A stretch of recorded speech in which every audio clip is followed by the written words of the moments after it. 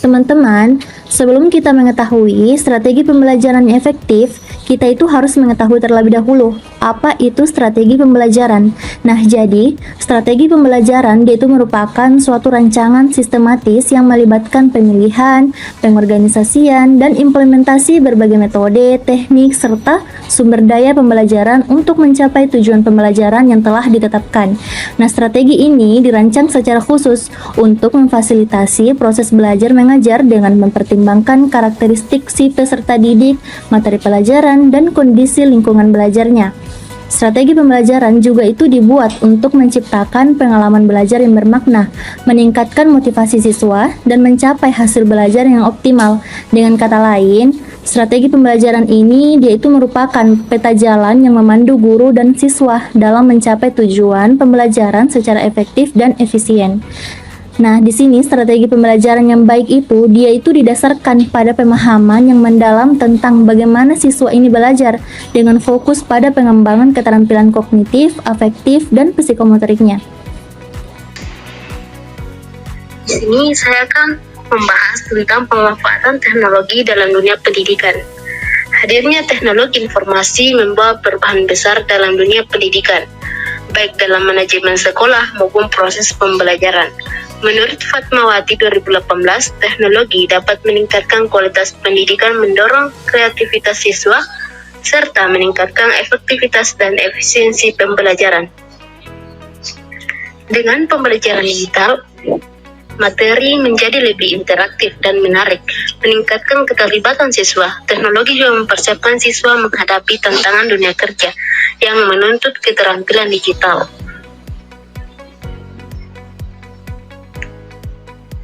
Nah, kesimpulannya, teknologi memperluas akses pendidikan dan menjadi kunci penting untuk menghadapi tantangan era globalisasi. Jadi, saya di sini ingin menjelaskan tentang strategi pembelajaran.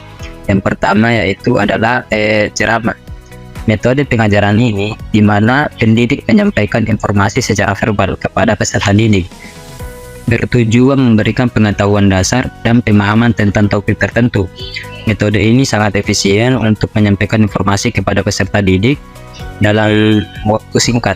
Contohnya, seorang guru menjelaskan dan peserta didik mendengarkan apa yang disampaikan oleh guru. Yang kedua, presentasi. Penyajian informasi oleh pendidik atau peserta didik di depan kelas menggunakan media seperti slide atau poster. Ini bertujuan mengembangkan keterampilan presentasi dan memungkinkan penyampaian informasi secara visual. Yang ketiga adalah demonstrasi. Jadi, metode pengajaran ini di mana pendidik menunjukkan cara melakukan sesuatu atau menjelaskan konsep melalui tindakan. Tujuannya memberikan pemahaman praktis dan visual tentang suatu konsep atau keterampilan, dan membantu peserta didik memahami konsep dengan lebih baik melalui pengamatan langsung. Diskusi. Interaksi antara peserta didik dan pendidik atau antara sesama peserta didik untuk menukar gagasan dan informasi. Ini bertujuan mengembangkan keterampilan berpikir kritis dan komunikasi serta memperdalam pemahaman materi.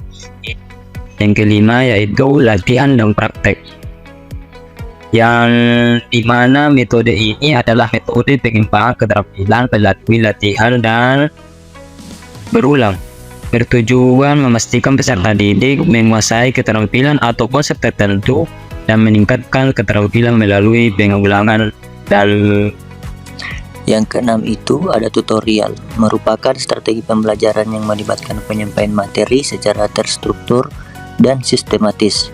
Contohnya itu video tutorial yang menunjukkan langkah-langkah membuat kerajinan tangan.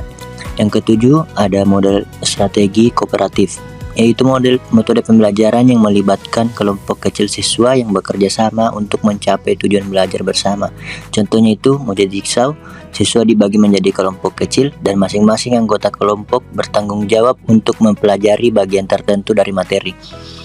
Yang ke-8 simulasi, metode pembelajaran yang meniru atau merekayasa situasi sebenarnya untuk menggambarkan atau menunjukkan suatu proses. Contoh sebagai tokoh tertentu dalam situasi dan berinteraksi sesuai dengan peran mereka. Yang kesembilan, ada permainan. Metode pembelajaran untuk membantu memudahkan proses pembelajaran. Contoh permainan catur dan monopoli dapat digunakan untuk mengajarkan konsep matematika. Inquiry, metode pembelajaran yang mendorong siswa untuk aktif mencari tahu, menemukan pengetahuannya sendiri.